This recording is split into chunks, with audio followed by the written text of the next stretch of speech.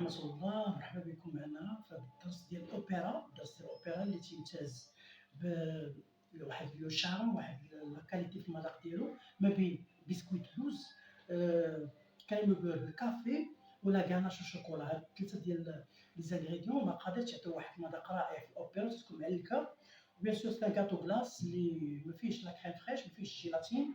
غادي نديرو الدرس ديالنا في واحد الكاري ديال 3 سنتيم في العلو، وتقريبا 26 23 في القطر ديالو. وغنحاولوا نشوفوا هاد الاوبرا هادي كيفاش غيمكن لي نصوبها، كيفاش غادي نحتاج باش نقادها. اذا كمقادير غادي نحتاج في الاوبرا بسكوي جوكوند، هو ستيل جينواز، ستيل جينواز ديال اللوز، كريمه الزبده بالكافي والقهوه، كاناش وسيرو كافي، يعني سيرو ديال القهوه. الا قدرت نوجد هادو الربعه وياهم غيعطيوني الكاطو ديال الاوبرا ديالي، اللي هما بسكوي جوكوند، كريم بور وكاناش وسيرو ديال القهوه. غادي نحاولوا نشوفوهم بربعه، كل وحده كيفاش كتوجد بالمقادير ديالها بالطريقه ديالها. ومن بعد نبداو المونتاج. غنبداو بسكوي جوكوند، نديرو المقادير ديالو ونشرحوه، ومن بعد نصوبو كريمه ديال الزبده، نصوبو الكاناش، نصوبو السيرو ديال القهوه، ونبداو المونتاج ديال الاوبرا ديالنا. نبداو بسكوي جوكوند ان شاء الله. اذا غنبداو بالبسكوي جوكوند. هو الاول غنحتاجو فيه 8 ديال ابيض البيض، يعني 8 البيضات غنصفيوهم، 8 ديال ابيض البيض و 8 ديال اصفر البيض. ابيض البيض غنضربو مع السكر، اصفر البيض حتى هو غيضرب مع السكر. هنا عندي شرط اساسي في ابيض البيض، حتى قطره الماء ما تكون دايزه، وإلا صفيت حتى قطره ديال اصفر البيض ما تكون دايزه في البيض. دونك البيض الا فيه الاصفر تيخسر، والا كان فيه الماء كيخسر. غنشف الماتيريال ديالي مزيان، نشف الباطور، كلشي يكون ناشف مزيان، وندير 8 ديال ابيض البيض يطلعوا و8 ديال اصفر البيض يطلعوا. فاش يطلعوا بجوجهم خلطهم من تحت للفوق، وغادي نجمع اللوز بودر والدقيق، نضيفهم على الخليط من تحت للفوق، ونخوي عليهم الزبده دايبه. ومن بعد غندريسي جوج ديال الطاوات، غندير جوج ديال لي بلاك ديال 28 في القطر، يعني ولا 28 في القطر، جوج طاوات غادي ندريسيهم. ندخل كلشي يطيب في الفران في درجه الحراره ديال 200 دوغري، 200 درجه، المده ديال تقريبا 6 ديال الدقائق. دونك 6 ديال الدقائق في 200 درجه. غير يبان لي البسكويت ديالي شف طاب للداخل، نحيدو وباش ندوزو لحاجه اخرى. اذا قلنا ابيض البيض مع السكر 100 غرام ها هما، اصفر البيض مع السكر حتى هو غنضربوه ها هو، دقيق مع بودر دامون مخلطين، وقلنا الزبده دايبه هاي. دونك غادي نشعلو على الزبده هي الاولى تذوب في حراره مهيله، نوجدوها لا داك نحيدوها في النار. دونك نديرو الزبده تذوب. هنايا الا عندي غير هذا الباطور هذا بوحدو، نطلع ابيض البيض نحيدو نخليه جانبا، ونشوف نقي الباسيله ديالتي، ونطلع اصفر البيض، نسبق البيض هو الاول على الاصفر، اولا العكس، الاصفر على البيض. ولكن اللي طلعت هو الاول نشف لا باسين ديالتي. ما عندي العجانه وعندي الباطون نخدم فيهم بجوج دقه وحده، عندي وحده فيهم نخدم فيها بوحده. انا غادي ندير ابيض البيض يطلع هنايا، وغادي ندير اصفر البيض يطلع هنايا. ما نخويش ثاني دقه وحده عليهم بجوج، لا، غنبدا نضرب ابيض البيض ونضيف عليه ثاني بشويه بشويه.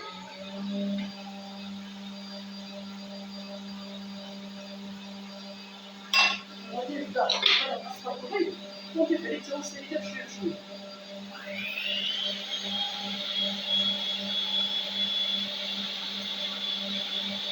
هنا ضروري ونتاكد انني ملي بهذا الشكل هذا لاحظوا، ضروري نبدا الطريقه مهمه، مليش بحال هكا خطا نحاول نكتب بالطريقه هذه. اذا انا وجدت جوج ديال لي كادر بحال اللي غنخدم بهم بهذه الطريقه، اللي غنعمرهم بالبسكويت باش يشدوا لي العبار.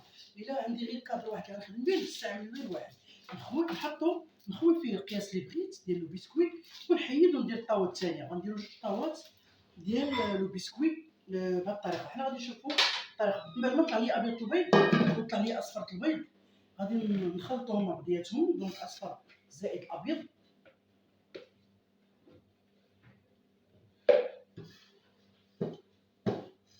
نبدا تنجبد من تحت للفوق، ونضيف الدقيق مع البودر داموند باش نحصل على ان بسكويت جوكوند. ومن بعد نضيف الزبده اللي ذوبتها باش نخلط الخليط ديالي كامل. فوالا، ونخلط البسكويت ديالي وندريسيه فوق جوج تاع لي بلاك وندخلهم في الفران اللي ديجا شاعل. الفران شعلناه، ما ندخلهمش في الفران بارد، مي الفران راه ديجا شاعل. نخلطوا البسكويت ديالنا مزيان من تحت لفوق. نتاكدوا بان لا بودر داموند ولا فارين والزبده ندخلوا مع ابيض البيض مع اصفر البيض.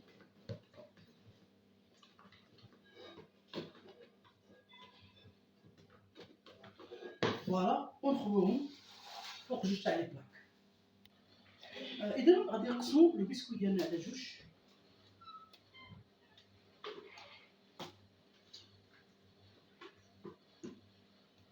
ما احتاجوش جوج ديال لي كادر، الا كان عندي غير واحد راه كافي. دونك غير واحد بحال هكذا نيطالي وسط منه لو بسكوي جو كونت ديالي بهذه الطريقه، تقريبا يكون فيه واحد سنتيم في القطر. كي قلت لكم، الا كان عندي الا كان عندي كادر واحد نحيد ونمشي للطاوله الثانيه. دونك على حسب، ما كاينش مشكل الا ما كانش عندي جوج ديال لي كادر، با بروبليم. دونك هو الاول دريسيناه، ندريسيو الثاني حتى هو نيطاليوه.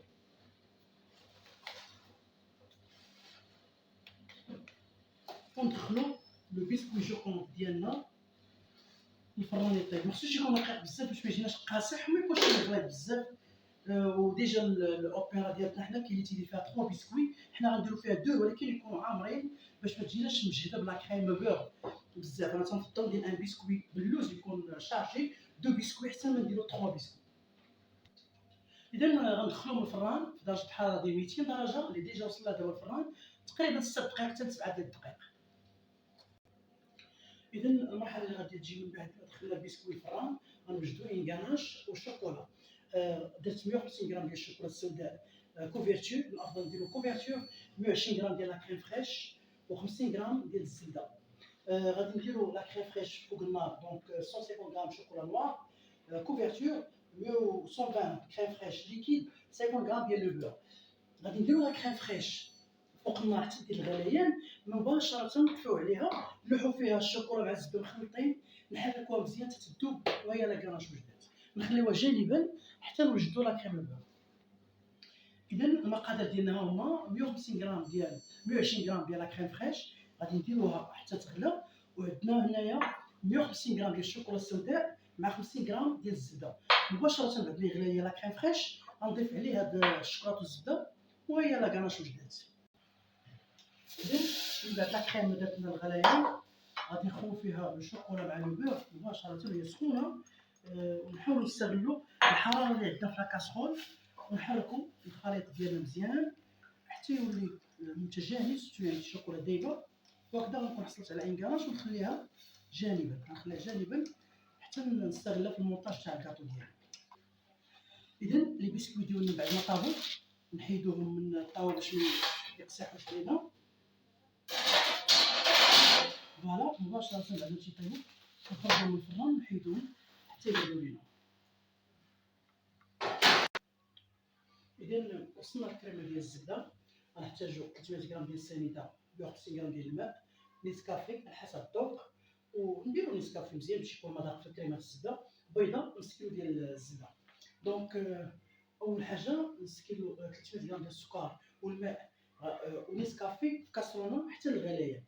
البيضه تكون كتطرب، دونك نديرو بيضه كتطرب والسكر والماء ونيسكافي حتى الغليان. غنضيفو نيسكافي والماء، هاد ثلاثه ديال المقادير غنضيفهم على البيضه وهي كتطرب. مباشره نضيفو الزبده الا كانت مارغرين. دونك الا كانت المارغرين نضيفوها على السيرو وهو سخون، وإلا بردات لينا وتحببات نعاودو نسخنوها ونطربوها. مارغرين ما نخافوش منها، شحال ما تطربها شحال ما كتفتح. وإلا كانت الزبده ديال سبيسيال، يعني ديال العبار، زبده سبيسيال هي ديال العبار ديال الماكله، فاش نضيفو السيرو على البيض وهو سخون نخليوها حتى تبرد عاد نلوحو فيها الزبده. دونك الزبده اللي كانت ديال العبار نلوحوها في الخليط وهو بارد، وإلا كانت مارغرين نلوحوها فيه وهو باقي سخون. دونك 300 غرام ديال السكر سمون، 150 ديال لو، نسكافي، اون بياس ديال ان اوف بيضه وحده، و 50 غرام ديال لو بور. اذا عندنا نص كيلو ديال الزبده، عندنا بيضه، 150 غرام ديال السكر، 300 غرام ديال السنيده، ونيسكافي على حسب الخليط. دونك غادي نديرو السكر ديالنا، نضيفو عليه الماء. هنا عندي واحد القاعده ضروريه باش ما يخسرش ليا لو سيرو ديالي، خاصني نخلطو كامل، نتاكد بانه لو سيرو ديالي كله مخلط والماء ما يطلعش في الجوانب. وغادي نضيف عليه واحد جوج ديال الغطاء، جوج ديال نيسكافي تقريبا، وحده ونص كاع دو، كاش مشكل. نشدو على نيسكافي، وفي نفس الوقت غنديرو البيضه تذوب. دونك غادي نسيب هنايا بالكافي غنشعل عليه، والبيضه غنديرها في الطراب تطلع. اذا السيرو ديالنا فوق النار، غنطربو البيضه والزبده ديالنا هي واجده. اذا بعد ما السيرو ديالنا دار الغليان غادي نضيفوه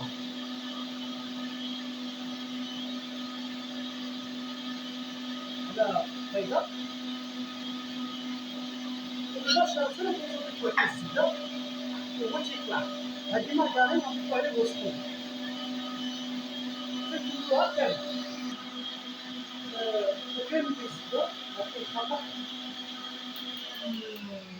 كامل ديال الزبده فيه خطا. قلنا نص كيلو ديال الزبده، الوغ كو كيلو، دونك راه كيلو اللي غنحتاجو ديال الزبده، سواء ديال سبيسيال اولا ديال العبار، لانه المقادير كان خطا فيهم في الاول، كنا قلنا نص كيلو، ودونك حنا عاود صححناها كيلو اللي كاين عندنا ديال الزبده.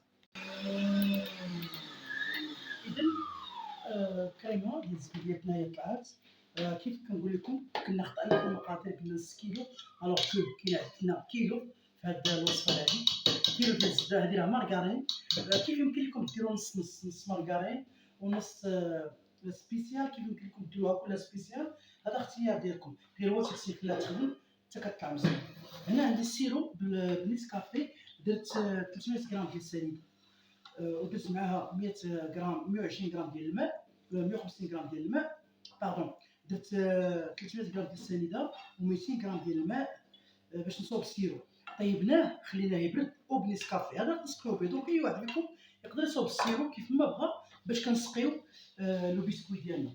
وغادي نحتاجو شي شويه ديال الشوكولا عاديه، يا اما بيضاء ولا سوداء، ومن بعد غنقول لكم علاش غنحتاجوها، باش نديروها هي التحتانيه باش البيسكوي ديالنا ما يسقيناش فوق لاطابل. دونك غندوبو شويه ديال الشوكولا، يا اما سوداء ولا بيضاء، ماشي كوفرتور عاديه. غادي ناخدو واحد البيسكوي الاول، غادي نسقيوه مزيان بالسيرو، نسقيوه مزيان. هذا اللي غيكون الوسط في الطبقه ديال الاوبرا الوسطانيه، نسقيوه مزيان، يعني يكونوا سخينين في السيرو ديالو.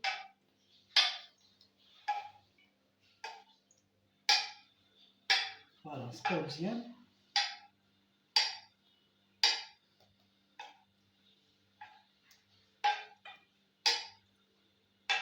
باش نقدروا نديروا العمليه على اتساع يكون افضل. من بعد لاحظوا معايا غادي نخوي فيه لا كاناش اللي صوبناها. دونك غنخوي لا كاناش فوق منه، فوق من هذا البيسكوي الاول.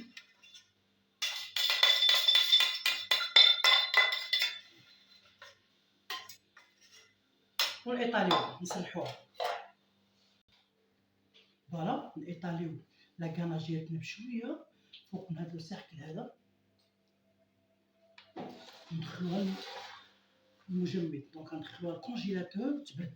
بغينا هاد لاكاناج تبرد مزيان مع لو بيسكوي، باش بجوجهم غيعطوني بحال انانسير، غيكونوا طبقه محطوطه فوق لا كريم. دونك هاد البريباراسيون ندخلها الكونجيلاتور، تبقى فيه ساعه ساعتين كما قالنا، ما عنديش مشكل حتى تبرد ليا مزيان. هنا جبنا الطبقه الاخرى اللي غتكون تحت ديال لو كاطو ديالنا، بحال قلتو صوبنا جوج تاع البسكويت. دونك واحد درنا فيه لا كاناش من بعد سقيناه، الثاني غادي نحتاجو هذا الكيسون، هذا هو اللي غيكون تحت كاع. دونك غادي خصني نسرح بالشوكولا ديالي السوداء ولا البيضاء، تكون واحد لاكوش رقيقه بهذا الشكل هذا، باردون. دونك غنسرح واحد الطبقه ديال الشوكولا ديالي تكون رقيقه، ومباشره غادي نحط عليها لو بيسكوي ديالي. نحط على البسكوي بهذا الشكل هذا باش تلصق. اذا شنو دابا درت واحد السيبور ديال الشوكولات من التحت لو كاطو باش ملي نسقي هذا لو بسكوي هذا ونحيدو نحط الاوبيرا ديالي كون كنقطعها ما تلصق لياش فوق لاطابل. نتمنى انها تكون الفكره واضحه وتكون مفهومه، لانه الهدف ديالنا هو انه لو بسكوي ديالنا بغيناه ملي غيشرب مزيان غيفسك ولا فسك ليا من التحت غادي خصني ما يسقلياش فوق الطبله فاش نكون تنقطع الاوبيرا ديالتي وفاش نكون تنزينها ونكون تنديكوريها. الا ما كانش عندي واحد الحاجز اللي هو هذا الشوكولا، هو هذا الشكل هذا هو اللي غادي يحمي ليا الوجه التحتاني ديال البسكوي ديالي.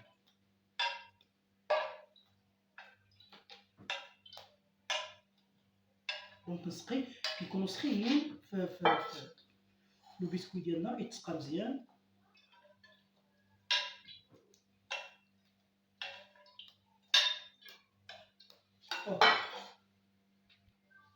دونك لا كريم بور ديالتنا غنديرو الجزء الاول منها تقريبا واحد القياس ديال سنتيم، غادي نيطاليو فوق لو كاطو ديالنا وندخلو حتى هو الثلاجه يبرد.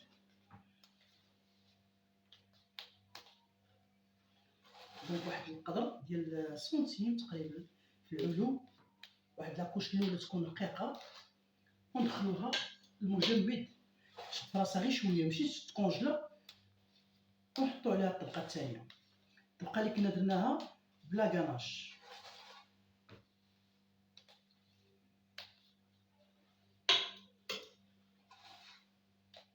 سينو عندي امكانيه انني نيطالي لا كريم بور ديالتي بهذا الشكل هذا، ولا كان الجبال يعني مسخونش نخليها فوق لا طابل حتى يبرد ليا هذاك الجزء الاول اللي فيه لا كاناش، ومن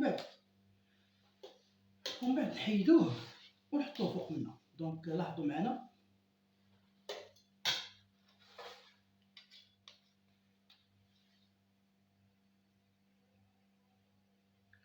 اوكي. دونك ها هي الطبقه الاولى، انا تنفضل نخليها فوق لا طابل واحد نص ساعه المكانه بما تبرد لا كاناش مع لو بسكوي، ونحيدوه نحطوه فوق منها ونسدو لو كاطو ديالنا.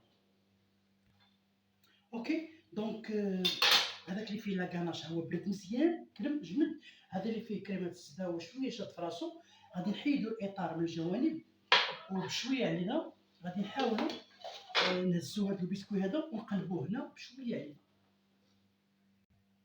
فوالا حنا حيدنا البسكوي بشويه علينا، غنحاولوا نبلاصيوه مقلوب بهذا الشكل هذا او فوق لو كاطو ديالنا ونوركو عليه باش يهبط باش يجي مقاد. ومن بعد من تحت ديالو نسقيه مزيان،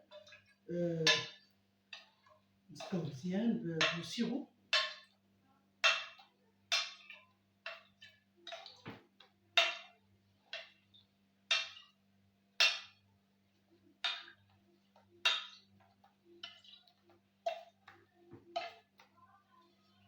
فوالا داك السيرو جانا جيست قد وهاد البسكوي ديال جوكوند راه تجي رائع في الماكله بزاف مع لا كريم بور ومع لا كاناش. دونك نحاولوا نضغطوا على لو بسكوي ديالنا يهبط باش ما يجيناش عالي فوق من لو سيركل، باش ملي نديرو لا كريم بور ما يجيناش عالي. راه داكشي درناه جوست يعني قد ومن بعد نضيفو كريمه الزبده. غنديرو واحد لاكوش رقيقه من الفوق، ما نكثروش، اون كوش رقيقه اللي نسدو بها لو كاطو ديالنا. لاحظتوا اون كوش فين اللي نسدو بها لو كاطو ديالنا، ما غاديش نحتاجو بزاف ديال الكريمه من الفوق لانه لو كاطو ديالنا ديال لا كريم بور ما غاديش يكون ترو شارجي.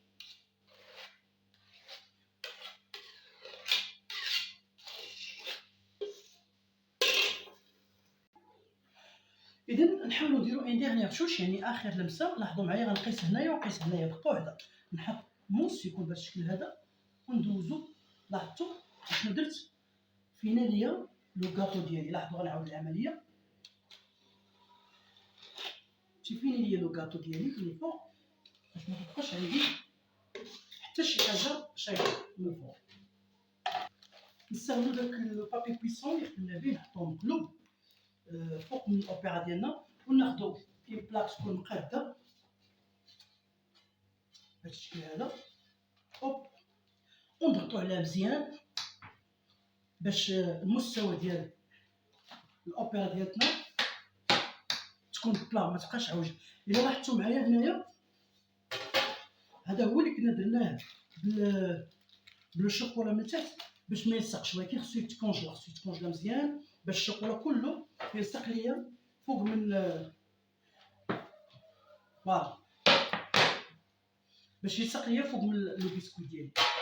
فوالا لو كاطو ديالي هو مقاد، غنخلوه المجمد يبرد من ساعتين كما قالنا حتى الليله كامله، ما كاينش مشكل، ومن بعد نفينيوه من الفوق. اذا كان هذا مونتاج ديال الاوبيرا ديالنا. وندخلوها المجمد، نتسناوها حتى تكلاصا مزيان، نقدروا نصوبوها في نهارها كيف نقدروا نصوبوها ليله كامله. اذا وصلنا للمرحله ديال لا فينيسيون ديال الاوبيرا. دونك جبناه من الكونجيلاتور، غادي نديرو لو كلاصاج ديالها وغتشوفوا المقادير ديالو.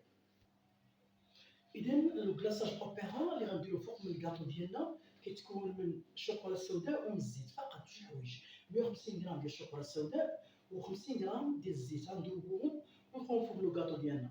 دونك لو كلاصاج اوبيرا 150 غرام شوكولا نوار و 50 غرام ديال الويد ديال الزيت، ندوبوهم مع بعضياتهم ونخوهم فوق لو كاطو ديالنا ونتسناوهم يبردو، من بعد نقطعو لو كاطو تاعنا. اذا عندنا 150 غرام ديال الشوكولا السوداء، هنا غادي نضيفو عليها 50 غرام ديال الزيت، وغادي ندوبو كلشي صوب بلا ما كنا مباشره، شويه العافيه تذوب، ومن بعد نخوها فوق الكاطو ديالنا. اذا من بعد ما داب لو الشوكولا ديالنا غادي نخوو فوق لو كاطو مباشره، ونحاولوا ما امكن نخوو في الوسط، ونبقاو غادي كنديرو دائره بلو كلاصاج وما نتعطلوش باش ما يقصحش لينا. وشويه عليا غنحاول نطالي الشوكولا ديالي فوق من لو كاطو بهذا الشكل هذا، باش تكون عندي واحد الطبقه رقيقه ديال الشوكولا.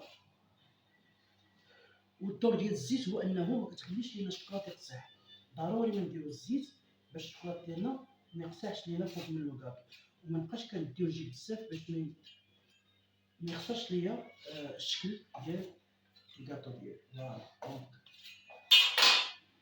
نخليوه ما نحركوش باش ما يتخوش لينا الشوكولاط، نخليوه يبرد لينا فوق من الكاطو تاعنا. اذا من بعد ما بردت لنا الاوبيرا ديالنا ناخذ الماء الصغير، انا تنديرو فوق النار، يعني فوق البوطه كنسخن شويه ماشي بزاف باش ما تذوبش الشوكولا شويه، ونحاول من الجوانب بشويه مازال غنفينو الاوبيرا ديالنا من الجوانب.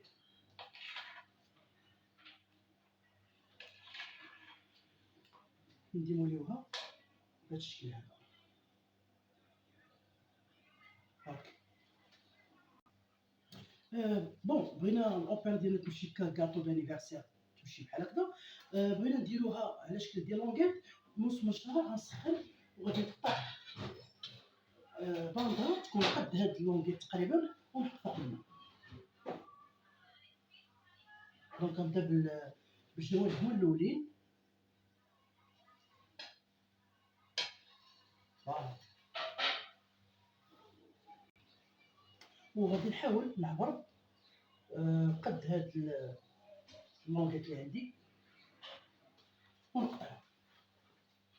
دائما كنسخن الموس، تنحط الموس ديالي من نقطه وتنحاول نجر لعندي ونقطع بهذا الشكل هذا. نمسح الموس ديالي ونعاود عاوتاني عمليه اخرى فوق من ديك لا لين، داك الخط ما نهبطش الموس باش ما نهرسش الاوبيرا ديالتي، وانما تنبقى غادي جاي فوق منها. فوالا بهذا الشكل، وتبقى غادي فوق من الاوبيرا ديالتي. دائما تنمسح الموس.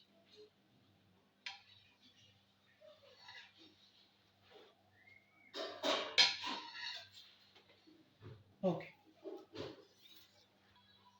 فوالا، دونك الباندا ديالنا هي ديناها، وغنبدا تنقطع لي طرونش ديالي اللي يكونوا ليا قد هاد اللونغيت هادي. غنحاول ندير تقريبا جوج صبعان، وبغيت ان الاوبيرا ديالتي تكون رقيقه بهذا الشكل. نبقى غادي حتى نكمل لي طرونش ديالي كاملين. نحاول ما امكن نحط الموس ديالي نقطع بحال بالمنشار بحال كنقطع العود بهذا الشكل هذا حتى نكمل الاوبيرا ديالتي. اذا ذوبنا كورني ديال الشوكولا ودرناه في كورني، ونحاولوا نكتبوا نحاول يكون كورني رقيق، نكتبو اوبيرا فوق لي طرونش اللي قاديناهم. ماشي مشكل كي تقطع لي الكورني نعاود نقاد ونخدم. دونك اوبيرا فوالا.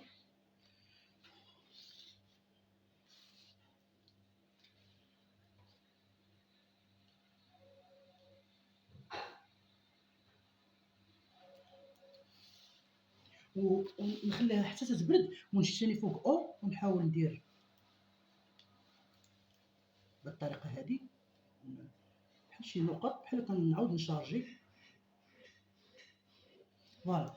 وعندنا هنايا شوفوا معايا عندنا اونطرومي اوبيرا ها هي. نقدروا نديكوريوها بهذا الشكل من الجوانب.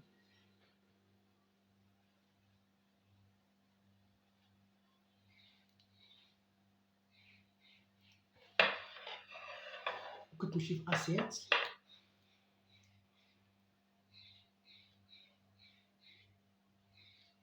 فوالا. دونك نحاولوا نمشيو معاها بلا ديكوراسيون بهذا الشكل هذا. اوكي. دونك ونجي هنايا في الوسط ونكتب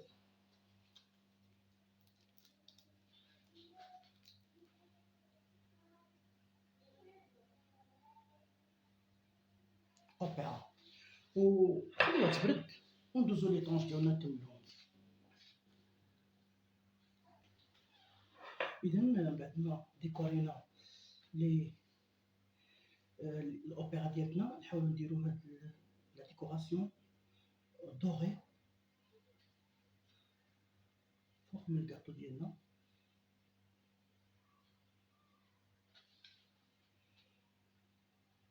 منكتروش فقط باش نعطيوها واحد لاتوش اللي تكون